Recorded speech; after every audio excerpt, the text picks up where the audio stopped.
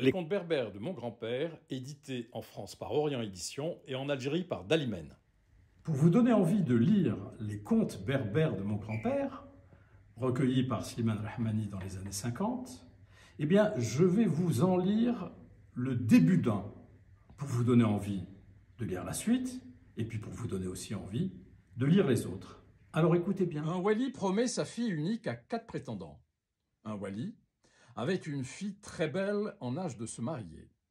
Un jeune homme demande la jeune fille en mariage, le père la lui accorde. Peu après, un deuxième prétendant sollicite sa main. Le père agrée. Un troisième, puis un quatrième formulent la même requête. Le wali accepte, au grand affolement de son épouse, qui lui fait judicieusement remarquer qu'il perd la tête, n'ayant qu'une fille à marier et non 4. Le mari se contente de répondre « Femme, ne te mets pas martel en tête. Je trouverai le moyen de tout concilier, et cela grâce à Dieu. » En attendant le mariage, les cadeaux d'usage des 4 fiancés affluent chez le cheikh. Et voilà qu'un beau jour, l'un des futurs mariés, accompagné de femmes et d'une foule de gens armés pour servir de cortège à son épouse, arrive avec des présents, un trousseau, des bêtes à sacrifier. Le wali reçoit tout ce petit monde avec la courtoisie de mise en pareille circonstance. Il n'a pas fini d'installer ses hôtes qu'un autre fiancé apparaît, avec une suite tout aussi importante que la première.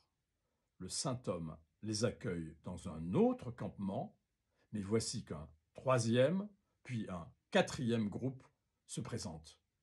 On aurait pensé que les 4 fiancés s'étaient concertés pour chercher leur épouse le même jour, mais ils ne se connaissaient pas et, bien sûr, ignoraient le dessein des 3 autres. La mère de la jeune fille, effrayée, prit à partie son mari. « Comment ferons-nous ? Tu sais bien que nous n'avons qu'une seule fille et qu'elle ne peut être mariée qu'à un seul homme.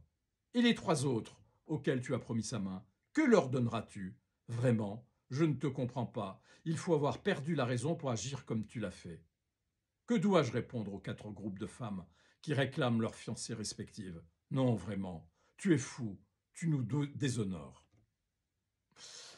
Voici, j'espère que je vous ai donné envie de lire la suite et de lire les autres contes du recueil Les contes berbères de mon grand-père.